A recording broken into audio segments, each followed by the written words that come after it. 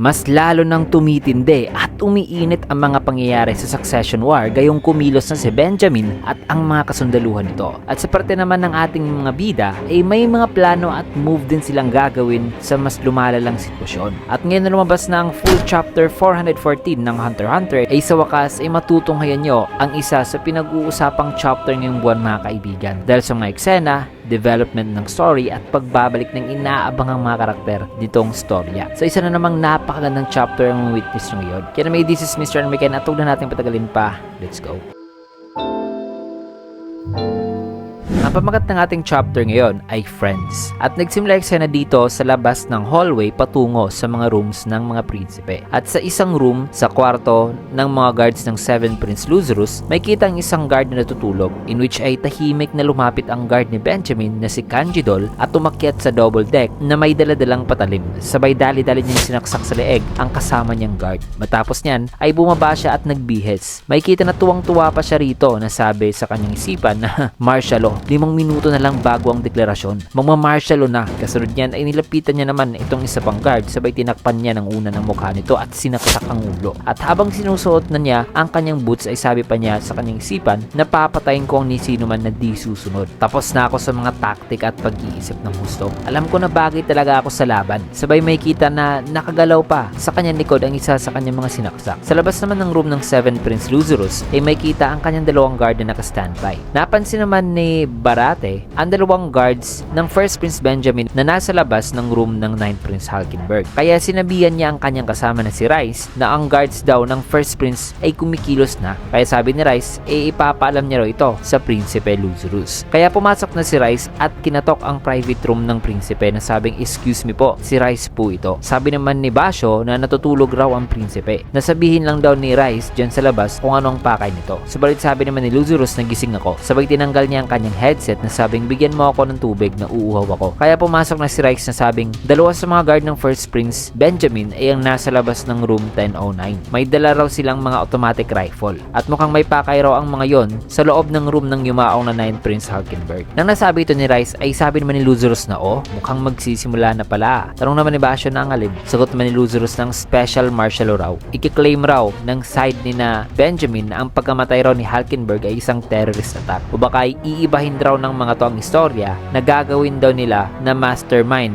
ng terrorist attack si Halkenberg. Kaya sinabihan na niya si Basho at ang kanyang mga kasamang guards dito sa loob ng kanyang private room na sabihan ng lahat ng kanyang iba pang mga guards na di sila dapat na mag-resist sa mga guards ng Prinsipe Benjamin. Kailangan daw nilang ibaba ang kanilang mga armas pero ilagay daw nila ito sa area na madali lang daw nilang makuha. Kasi once na magsisimula na raw ang martial law ay papasok raw ang mga guards ng 1st Prince at di magdadalawang isip sa pagbaril. Nilapitan naman ni Luzurus ang provisional hunter na guard na si Ridge at inutusan ito na panatiliin daw na busy ang private guard ng 1st Prince Benjamin na nandito sa loob nila, which is si Kanjidol mga kaibigan. Kasi ayon kay Luzurus na hindi naman daw sasaktan nito ang isang guard na mula sa Hunters Association. Naggagawa lang daw ng excuse itong si Ridge depende sa gusto nito para mapabisi si Kanjidol sa loob. Sagot naman ni Ridge na ang alam niya ay natutulog raw si Kanjidol ngayon. Matapos yan ay lumabas na ng kanyang private room si Luzurus na sabing kung kumikilos na ang mga guards ng 1st Prince na nasa labas kahit di pa raw idineklara ang martial law bakay pinasahan na raw ang mga yon ng utos at impormasyon gamit ang radio. Kaya bilisan na raw nila na di raw dapat nila palabasin ang guard ng 1st Prince na nasa loob ng kanilang room. Inutusan na rin ni Luzurus ang lahat ng mga guards na iligpit ang lahat ng mga droga na nasa master's bedroom at sunugin ito sa kawali o kahit saan na pwede nila itong masunog. At dapat nabilisan raw nila. Pinasama naman ni Luzurus si Rice papunta sa harap ng main entrance ng kanyang room. Dito naman kay Basho ay tinanong niya ang kanyang kasama na teka, akala ko ba inaprubahan na ng Ministry of Justice ang pagiging legal sa paggamit natin ng mga paraphernalia dito? Sagot naman ito na pagdating daw sa special martial law ay ang militar na raw talagang gumagawa ng kanilang gusto. Kaya mga bagay na masabi nilang hindi raw normal na ginagamit ay ikukonsidera raw talaga ng mga sundalo na yon na illegal kahit na okay o legal ang paggamit nito para sa Ministry of Justice. Sagot naman ni Basho na kung ang sinasabi mo ay ang pagiging diktador ng military dahil sa martial law kaya naman tayong arresto gustuhin ng mga yon kahit na wala tayong ginagamit na kahit na ano. Pwede lang naman nila tayong i-frame. Kaya ano pang punto ng pagligpit sa mga to? Sagot naman ng guard na kini-question mo na ngayon ang utos ng prinsipe. Kumilos ka na.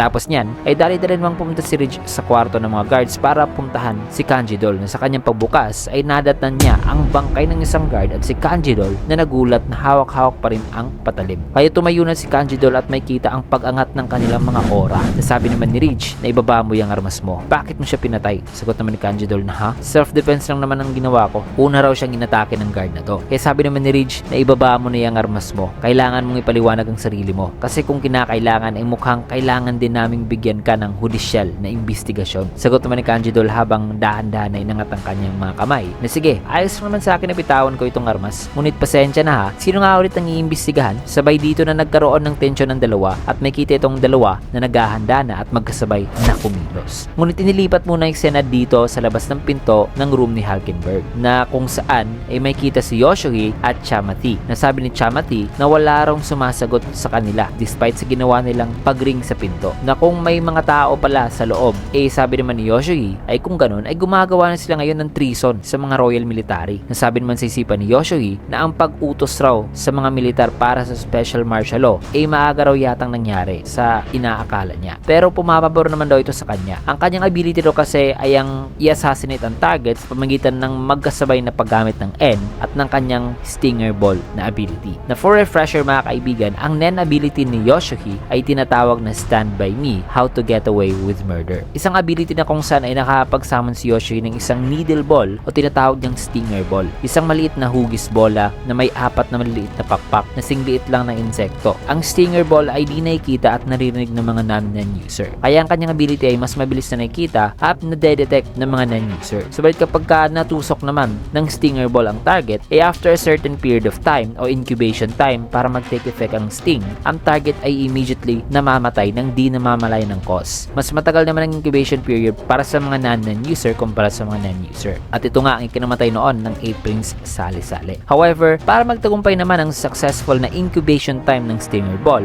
kailangan naman na ang distance ni Yoshohi sa kanyang target ay within sa 20 meters lamang. Also kapag nahanap at nakuha naman ang Stinger Ball mula sa target nito, ang Stinger Ball ay di na pwedeng gamitin pa sa same target. Kaya sabi rito ni Yoshohi na ito raw ang dahilan kaya ang kanyang ability ay hindi raw suitable sa group combat sa pagitan ng mga Nen users. Kasi napaka-vulnerable at defenseless daw niya sa loob ng kanyang N. Na ang pagpapapasok nga lang daw ng isang individual sa loob ng kanyang N ay isang napaka-risky na raw na move kasi hindi siya nakagamit ng Gyo kapag naka-on ang kanyang N. Kaya kahit ang isang baril o pistol ay napaka-lethal na raw niyan para sa kanya. Not to mention, kung kapag nasa isang crowded daw sila na sitwasyon na kung saan ay di niya malalaman sa kung sino ang kakampi, kalaban o Nen user, ay napakahirap at almost impossible daw nito para sa kanyang parte na i-maintain ang kanyang M nang di na-overstimulate. Sabay pinakita ang picture scenario ni Yoshohi habang minimaintain ang kanyang N na kung saan ay vulnerable siya sa mga physical attacks at Nen attacks kasabay pa ang psychological pressure na kailangan pa niyang i-determine sa kung sino ang target o kalaban at ang sensory overload na ang lahat ng kanyang mga senses ay active na nag-i-interact sa surroundings nito kapag naka-on ang M. Kaya dagdag pa ni Yoshohi na the more din daw na i-extend niya o ipapalawak pa niya ang kanyang M ay the more na mas tataas daw ang chance na magko-collide daw ito sa N ng ibang Nen user. Na what if makapag-collide daw ang kanyang M sa isang Nen user na may auto-attack type na Nen na nagre-react daw sa N ng iba o sa Gyo ng iba. Nandiyan din daw ang possibility na baka makastumble pa raw siya sa mga Nen user na gumagamit ng N para makapag-fire ng mga emission Nen projectile na baka itong magiging dahilan ng kanyang pagkamatay. Kaya sabi pa niya na dahil daw sa nakakainis na hunter na yun na si Kurapika na nagtuturo ng Nen ay mas tumataas pa raw tuloy ang chance na makaka-encounter nga siya ng mga Nen user na may mga ability sa iniisip niya. Na sa sitwasyon ngayon ay parang practically nagiging imposible na raw para sa kanya na mapa-attach ang kanyang Stinger Ball sa isang prinsipe nang di namamalayan ng ibang mga guard. Kasi ang kanya raw kapangyarihan ay mas effective daw sa isang environment na kung saan ay namamonitor nila sa isang silid ang isang prinsipe. Pero kung sakali raw na may mahuli at na may ma-isolate daw sila na isang prinsipe, then mas may utilize daw talaga niya ang kanyang ability kung sakali mangyari man yan during the declaration ng special martial law. Pero kung sakali naman daw na magtatagumpay sila sa paghuli ng isang prinsipe at maikulong ito sa isang special security quarters, then ang kanyang ability ay di na raw kailangan pa. Na sa madaling salita, ang kanyang ability ay hindi na need para sa succession contest. Matapos yan ay sinabihan na siya ni Chamati Chamathy na papasok na lang daw sila kapag i-declare na raw ang special martial law. Sagot naman ni Yoshohi na masusunod. Kaya tinanong ni Chamathy si Yoshohi kung handa na ba raw ito. Sagot naman ni Yoshohi na oo. Kaya dito na umangat ang aura ni Chamathy at hinawakan ang balikat ni Yoshohi dahilan na unti-unting umaangat ang kanilang aura dito kasabay ang pagpapaliwanag at pag-introduce ng narrator sa ability ni Chamathy na tinatawag na Lord of the Flies, Mutikeng. Isang uri ng semi-coercive manipulation type na nen na sa pamagitan ng pag-maintain ng body contact ng user at sa volunteer nito for a certain period of time, ang volunteer ay mapupunta raw sa state of invincibility wherein di siya natatablan ng mga atake. Ang duration ng pagiging invincible ng volunteer ay equal naman at nakadepende sa kung gaano rin katagal hinawakan noon ng user ang volunteer. In addition, once na mag-expire na raw ang invincibility nitong volunteer, ay mapupunta naman sa state of Force Zetsu ang volunteer. Isang state na sapilitang masusuppress ang kanyang aura, leaving him vulnerable kahit sa mga normal lang na atake. Also, ang duration ng pananatili ng volunteer sa state of Zetsu ay 100 times daw na mas matagal sa duration nung nasa state of invincibility ito. Meaning kung ang duration ng volunteer nung nasa state of invincibility siya ay tumagal ng 5 minutes, ang 5 minutes times 100 ay ang siyang duration naman ng pananatili ng volunteer sa state of Zetsu. At base sa example natin dyan, ay mananatili si Yoshohi sa state of Zetsu for 500 minutes na equivalent sa 8 hours and 20 minutes. Dagdag pa, kapag nag-expire na raw sa state of Zetsu ang volunteer at magagamit na nito muli ang kanyang aura, ang 1/3 naman daw sa total damage na na-receive niya o na-nullified nung nasa state pa lang siya ng invincibility, ay marireceive daw niya. So kung sakaling pinaulanan ng bala ng baril si Yoshohi nung nasa state of invincibility siya, kapag nakawala na siya sa state of Zetsu, ay ang 1/3 o to be exact ay 33.3% ng total damage na na-receive niya sa time nung invincible pa siya, ay marireceive na niya ito. So delikado pa rin ang buhay ni Yoshohi mga kaibigan. Kaya even though nasa state of invincibility siya, kailangan niya pa rin maging maingat as much as possible at i-minimize ang damage na po pwede niyang ma-receive. Kasi ang 1/3 ng total damage na yan ay magbabackfire sa kanya once na nakawala na siya sa state of Zetsu. Lastly, despite sa pagiging invincible ng volunteer sa mga atake, ay hindi naman daw kaya nitong i-nullify o i-block ang mga joint type na nen attacks o mga pinagsamang collab attack mula sa multiple nen users. Kaya habang hinahawakan siya ni Chamathy,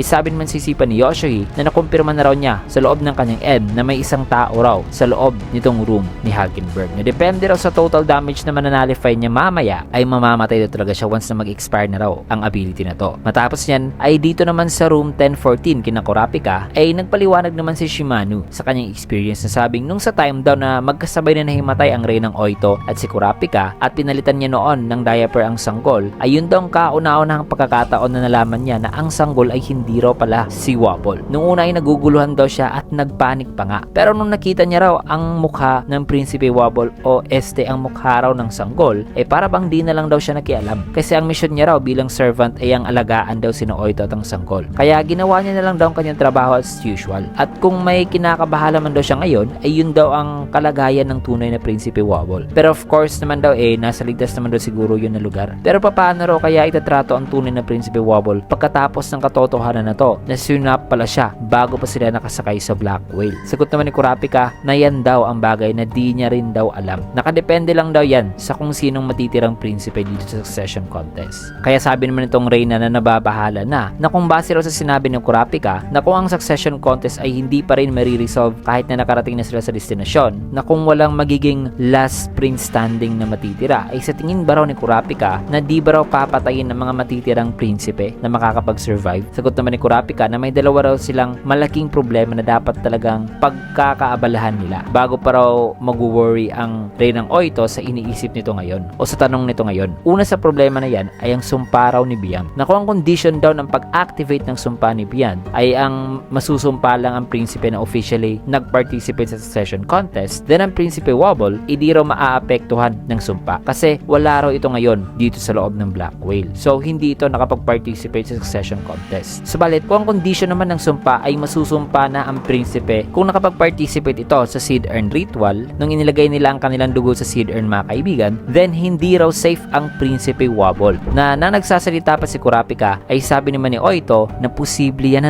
kasi wala naman siguro makakaisip na ang prinsipe na magpa-participate sa Seed Urn Ritual ay di pala sasali sa succession contest. Kaya mukhang posible raw na ang lahat ng nag-participate pa lang sa Seed Urn Ritual ay target na sa sumpa ni Bian. Sagot naman ni Kurapika na gayon Gayunpaman, kung hindi pa naman natapos ni Beyond ang pagsumpa sa bagong silang pa lang noon na Prinsipe Wobble at doon lang niya inactivate ang pagsumpa sa Prinsipe nung nasa ship na kayo, posibleng hindi pa nasumpa ang Prinsipe Wobble mga kaibigan. Kaya sabi naman ng Reyna na hindi maaari. Kung ganoon ay ang pamangkin ko pala ang nasumpa o ang nasumpa ni Beyond mga kaibigan. Kasi ang akala ni Beyond ito ang Prinsipe Wobble. Pero paano naman daw yan magiging posible ayon kay Oito? Sagot naman ni Kurapika na tama po kayo sa iniisip nyo. Katunayan nga po niyan ay di pa ganong katagal. Nung sa unang pagpasok natin rito ay may naramdaman po akong pag-angat ng aura na malapit lang sa Prinsipe. Nakatalikod po ako noon at napakabilis lang daw ng pag-angat ng aura o napaka-instant lang daw na naramdaman niya ito noon. Kaya di niya alam sa kung kanino raw galing ang aura. Posible na galing daw yon sa Nen Assassin na di pa raw nila na-identify o di kaya mula raw yun sa private guard ng First Prince Benjamin. Kaya para malaman daw nila ang activation condition ng sumpa ni Beyond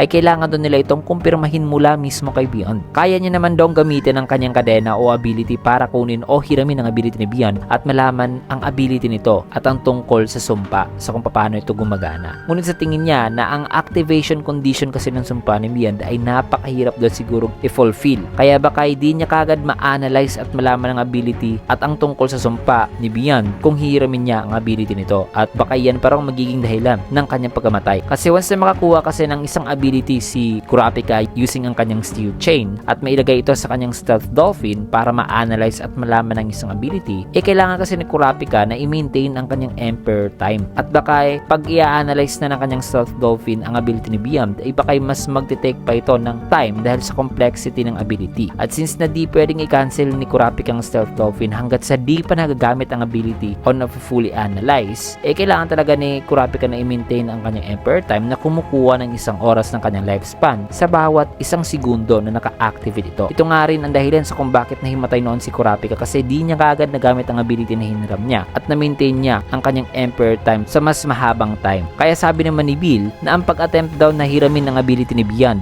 ay isa raw suicide. Kaya mas realistic daw na makipag-negotiate na lang daw sila kay Beyond. Pero sigurado raw siya na di raw pakakawalan ng kakin si Beyond mula sa detention. Also, di rin naman daw gusto talaga ni Beyond na palayain siya kasi sa parte ni Beyond at ng Kakin Empire ay mas mainam na manatili muna si Beyond sa detention hanggat sa di pa sila nakakarating sa New Continent. Sagot naman ni Kurapika na tama ka at saka in the first place ay I doubt na aamin si Beyond na siya ang salarin sa mga sumpa na yon. Kaya sabi naman ni Bill na Kurapika, siguro na-realize mo na ito pero may isang condition na pwede nating mapapayag si Beyond sa pakipag-negotiate. Nagulat naman si Kurapika na sabing, ang tinutukoy mo ba dyan ay ang bibigyan ng pardon si Beyond ng Hunters Association? Sagot naman ni Bill na oo, tama ka. Kakagat yun kung papalayain natin sa kulungan mula sa Hunters Association si Beyond. Tugon naman ni Kurapika na hindi yan ang option natin. Ang huling hiling ng Chairman Netero sa amin ay ang pigilan si Beyond. Kaya di pwede na yan ang ating gagawin. Sagot naman ni Bill na di ba ibinilin din naman ng chairman na kailangan nating makahanap ng solusyon sa mga calamities na matatagpuan sa bagong continent. Sigurado ako na kung makipag-negotiate tayo kina Beyond at sa Hunters Association ay magkakaroon tayo ng win-win situation. Di naman nagsalita ang Reyna habang nakikinig na sabi pa ni Kurapika na hindi pwede. Nandiyan pang kontrata namin sa V5 na pananatiliing nakakulong si Beyond sa Hunters Association detainment para mapigilan ang unauthorized exploration nito sa Dark Continent. Kaya kahit anumang mangyari ay hindi rin nila idadamay dito ang buong Hunters Association. Kasi in the first place ay ang haharapin naman doon nila dito ay ang Beyond na ginawa lang na pawn ang mga anak na sinumpa para lang ma-fulfill ang mga ambisyon nito. Kaya sa tingin daw niya ay hindi raw talaga aamin sa kanila si Beyond o pag-uusapan nito ang tungkol sa mga sumpa kung magkikita na sila sa personal na kung isipin ang sumpa na yan ay sentro ng kanyang mga plano. At kung sakali mang may i-reveal daw si Beyond tungkol sa sumpa na yan, kung sakali magkikita sila ay sa tingin niya ay trap lang daw yan. Sagot naman ni Bill na kung ganun ay itatrap din natin siya. Pwede naman natin gamitin ang ability ng babaeng guard, diba? Which is si Longi mga kaibigan. Na may Nen ability na ginagamit for negotiation dahil sa contract nito na kailangang pirmahan ng naka-negotiate nito. Na kung ang naka-negotiate nila ay susunod sa laman ng contract ay mabibigyan ang naka-negotiate ng reward. Pero kung di naman ito susunod ay may penalty itong matatanggap. Naayon pa kay Bill na pwede naman tayong palihim na magbigay ng kontrata kay Beyond na naglalaman ng content na may kinalaman sa pag pag-reveal ni Beyond patungkol sa kanyang ability na kung susuway si Beyond sa contract ay pwede itong magka-penalty, di ba? Nasigurado naman daw siya na makakaisip pa sila ng iba pang mas mainam na paraan sa paggamit ng ability ni Longgi para kay Beyond. Na nasabi yan ni Bill ay sabi naman ni Kurapika na, Bill, akala ko binasa side ka ni Beyond. Ba't ba gusto mo pang umabot pa tayo dyan? Napabuntong hininga naman si Bill. Nasabi nito kay Kurapika na, hay, nagpapasalamat nga ako ngayon na hindi ka kakampi ni Beyond. Di naman nag-gets ni Kurapika sa kung anong ibig sabihin dito ni Bill. Kaya paliwanag naman ni Bill na sa parte raw niya, iwala na raw siyang loyalty o kahit na ano pang commitment kay Beyond para magpatuloy sa pagtatrabaho under kay Beyond. At nagsimula raw ito nung nalaman niya ang tungkol sa nagawa na raw ni Beyond at sa gagawin pa raw nito. Pero para naman daw kay Kurapika, si Kurapika raw kasi ay isang tipo ng tao na once na may nakaset na sa isipan nito para sa gagawin nitong misyon, ay gagawin daw talaga yan ni Kurapika. Isang trait na napaka-common daw sa isang villain. Pero yun na nga, bilibro talaga siya kay Kurapika. Kaya di raw niya gustong makasama si Kurapika sa labas ng trabaho. Sagot naman ni Kurapika na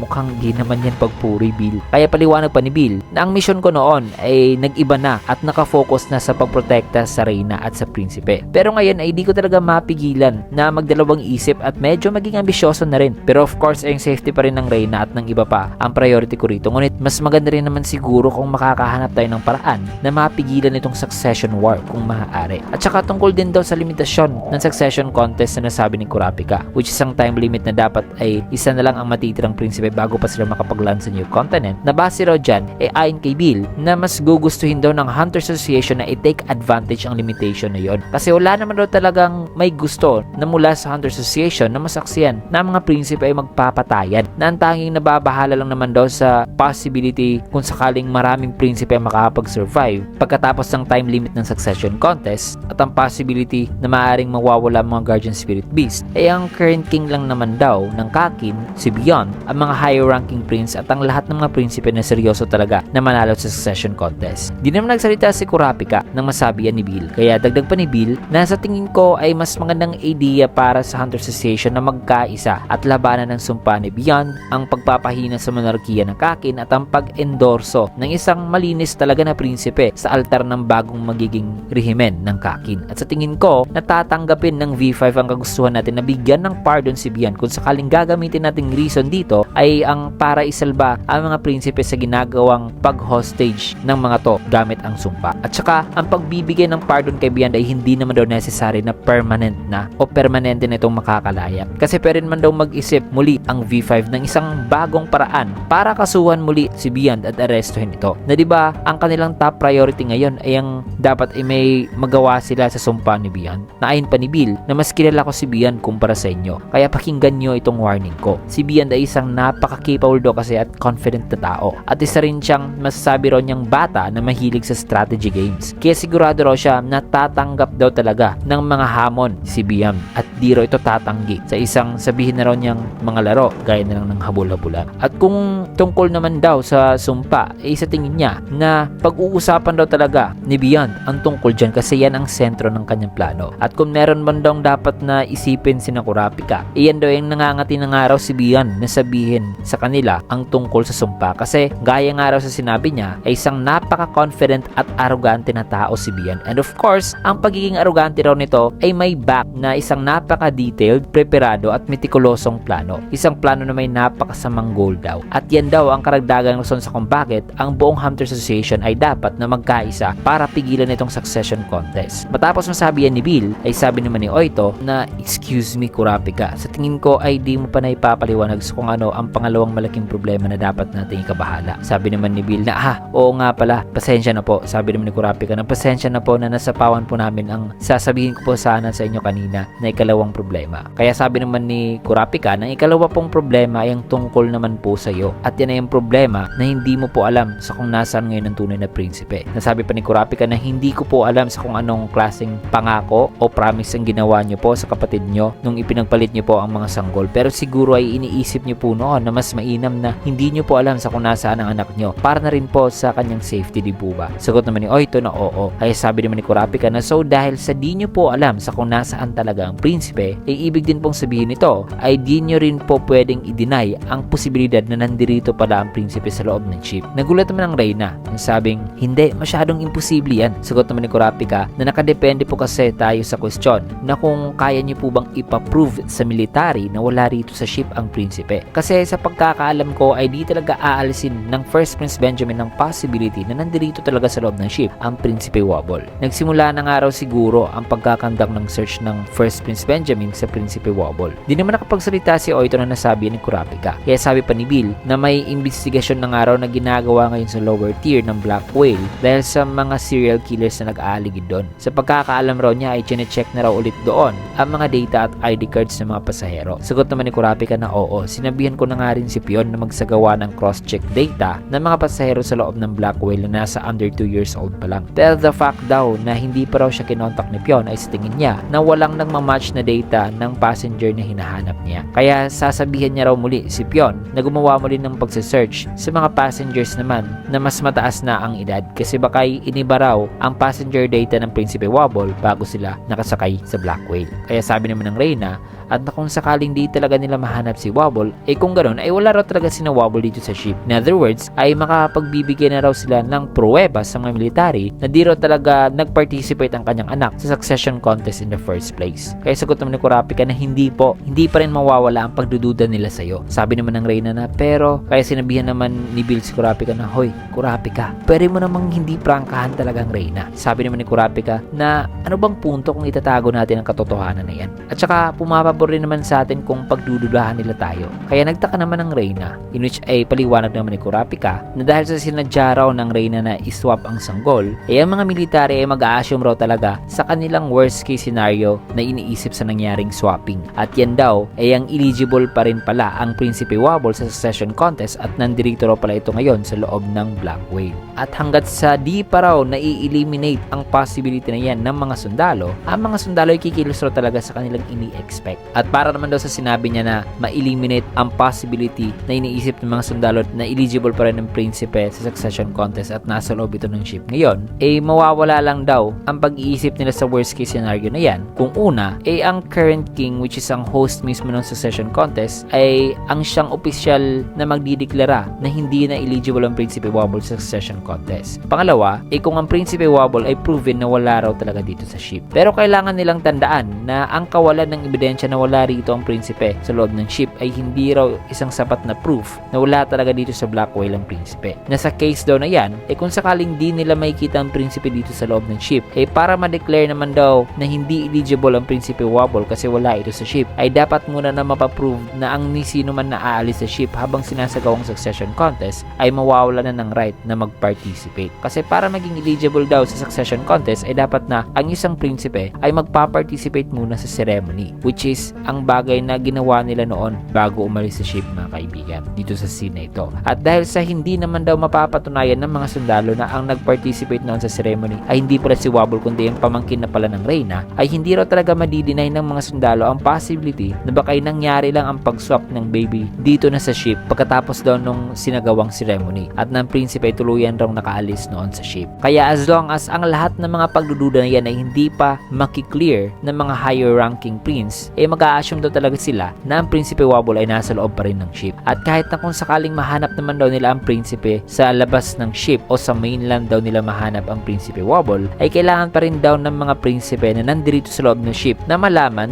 kung eligible pa ba raw ang prinsipe o nawalan na ba raw ito ng rights na mag-participate sa succession contest kasi nakaalis na ito sa ship o wala na ito sa ship. Kaya sabi naman ni Oito na sa madaling salita, hanggang sa di pa nila nahanap ang anak ko ay di nila paparusahan si Wobble dahil sa hindi ito nag-participate sa succession contest. Kaya sagot naman ni Kurapika na tama po kayo. Para sa mga upper rank na mga prinsipe na napaka-active ngayon sa succession contest ay hindi raw talaga nila maalis ang pagdadalawang isip sa kanilang isipan na hanggat sa di pa nila nalolocate ang prinsipe dito sa loob ng ship o sa labas man, sa madaling salita ay hindi raw sila pwedeng huminto sa paghahanap sa prinsipe. At para maging isang sole survivor din daw ang isang prinsipe sa succession contest, kailangan daw nilang isettle ang problema sa eligibility ng Prinsipe Wobble na hindi pa nahanap. Dala pa ni Kurapika na hanggat sa wala rito sa ship ang prinsipe, si Prinsipe Wobble ay hindi raw talaga pwedeng saktan o hindi masasaktan ng prinsipe na nasa loob ng ship. Kasi hindi talaga malinaw at hindi raw talaga mapapatunayan ng upper rank prince ang tunay na status ng eligibility ng Prince Wobble sa succession contest. At dahil sa nananatili raw ngayon ang Prinsipeng Wobble sa isang parang walang katiyakan na sitwasyon,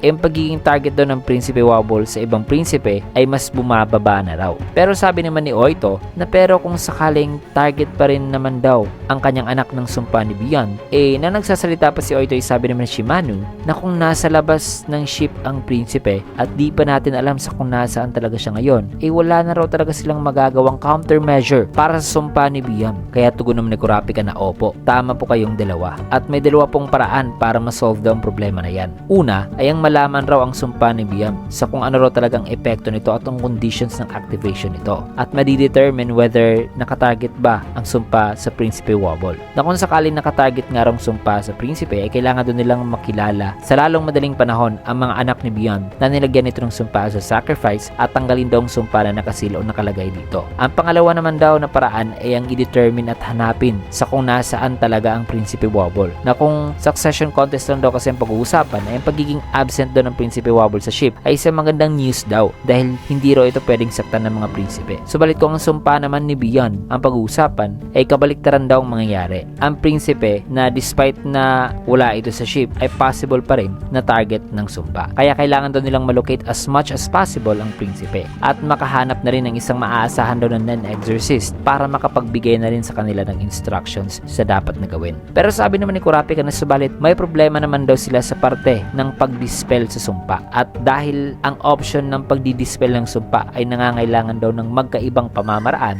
i-split daw niya ang paraan na yan sa dalawa at yan ay ang either ang tanggalin ng sumpa mula sa source mismo o ang tanggalin ng sumpa sa target nito. At currently wala na raw silang oras at manpower para magkasabay na gawin ang dalawang paraan na yan. Kaya para sa kanya ay mas mainam na mag-focus na lang daw sila sa pag-attempt na gawin ng unang paraan at yan ay tanggalin ng sumpa mula sa source nito. Na sa ganitong paraan ay mas maa-align daw ito sa kontrata nila ni Longgi na tutulong sina Kurapika sa paghahanap kay Longgi sa mga anak ni Beyond dito sa ship. Ngunit kailangan daw silang kumilos sa paraan na mangyayari talaga ang worst case scenario na inaasahan nila na target nga talaga ang Prinsipe Wobble ng sumpa para ma-solve daw nila ang problema. Kasi pagdating daw sa pangalawa nilang problema at yan ay paghahanap sa Prinsipeng Wobble ay assume na lang daw talaga niya na kailangan nilang hanapin ito kasi target na ito ng sumpa para makahingi na raw sila ng tulong mula sa Hunters Association na hanapin ang prinsipe nang sa ganon ay makapag-attempt sila sa pag-e-exercise sa sumpa o pagpoprotekta nito sa prinsipe mula sa sumpa na nakatarget sa kanya. Nalungkot naman at nag-aalala ang Reyna na sabing okay. Kaya di muna kaagad nagsalita si Kurapika na sabing hayaan niyo po muna akong magkumpirma ng isa pang bagay sa huling pagkakataon na po, Reynang Oito. Alam ko po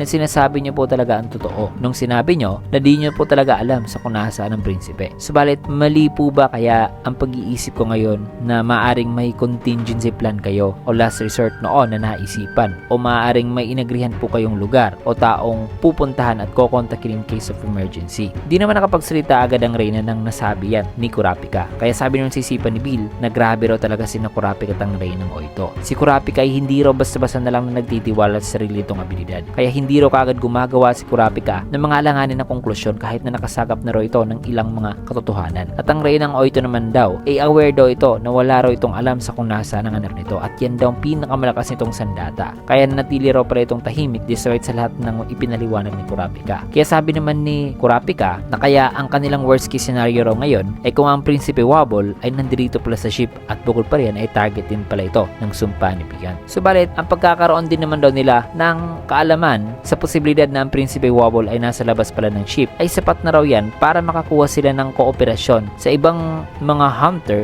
na nasa main continent. Kaya sabi na ni Kurapika, kaya pwede nyo po bang ibahagi sa amin ang naisipan nyo noong contingency plan in case of emergency? Inuchi dito na napaliwanag ang Reyna na sabing nung sa time na di niya pa nalaman ng tungkol sa sumpa, yung worst case scenario raw na naisipan niya kung pagkatapos na maitanghal na raw ang bagong hari ng Kakin ay mahanap po sila ng Royal Military pati ang kanyang anak at siya, ang kanyang anak at ang kanyang buong pamilya ay papatayin. At nakita niya rin ang kaso na nangyari sa Prinsipeng Cacho na ang tatakas sa succession contest ay pinaparusahan raw talaga ng kamatayan. At gaya nga raw sa sinabi ni Kurapika na dahil sa ang kanyang pag-amin raw na hindi raw sila eligible sa succession war ay pwede raw ikonsidera na kasinungalingan para sa ibang prinsipe para makapag-survive lang siya. Once na malaman na mga prinsipe na di raw talaga eligible sa succession war ang kanyang anak, magiging kriminal na raw talaga sila sa mata ng Kakin kasi di sila nag-participate sa succession contest at papatawan raw talaga sila ng isang mabigat na parusa. Dahil dito, ang kanyang tanging pag-asa lang daw talaga noon, makasurvive daw ang ang prinsipeng Hulkenberg at siya ang magiging bagong hari. Pero ngayon ay wala na raw ang pag-asang yan. Kaya wala na raw silang choice kundi ay ang paniwalaan na lang daw ang teorya ni Kurapika sa limitasyon ng succession contest at ipagdarasal na walang sumpaan na paparating sa kanila. Pero kung sinasabi daw ni Kurapika na may mga tao raw sa Hunter Association na tutulong at poprotected sa kanila,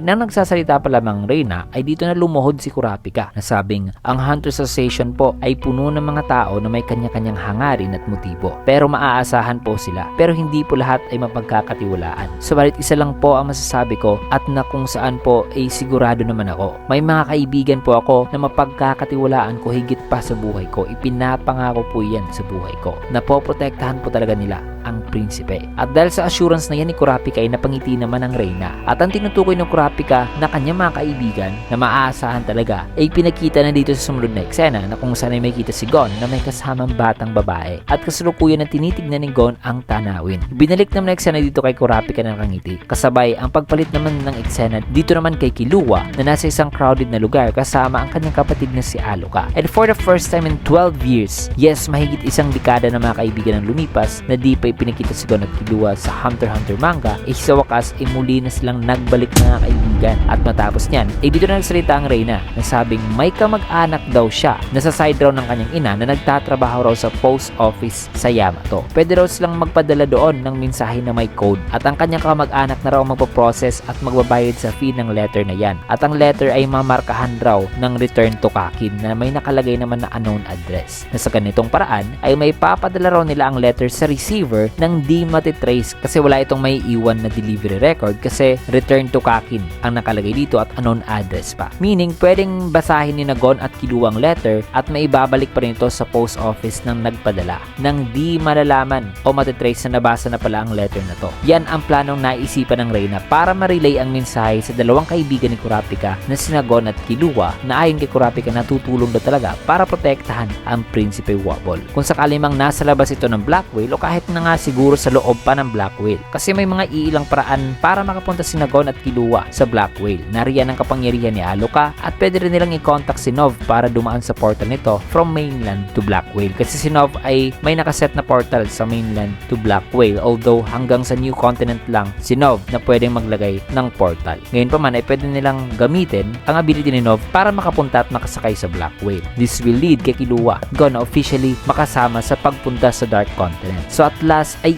i-include na ni Togashi itong dalawa sa isa sa pinakamahabang arc ng istorya kasi kulang talaga na wala itong dalawa sa Dark Continent arc mga kaibigan. So napakaganda na ng mga mangyayari mga kaibigan sa storya. At ayon dito na 49 days na lang daw bago magtatapos ang succession contest. At yan ang huling eksena mga kaibigan sa chapter na to na isang napakaganda, napaka-intense at napakahabang chapter. At excited na ako sa mga susunod na kaganapan. At kung umabot ka man sa punto ng video ito mga kaibigan ay sana'y nagustuhan nyo ang ating review. Kasi dito man natin tatapusin ang video sa last panel na to. Kung nagustuhan yung video, click a like, comment, follow, subscribe na rin for more videos like this. Maraming salamat din sa iyo sa ang my next video.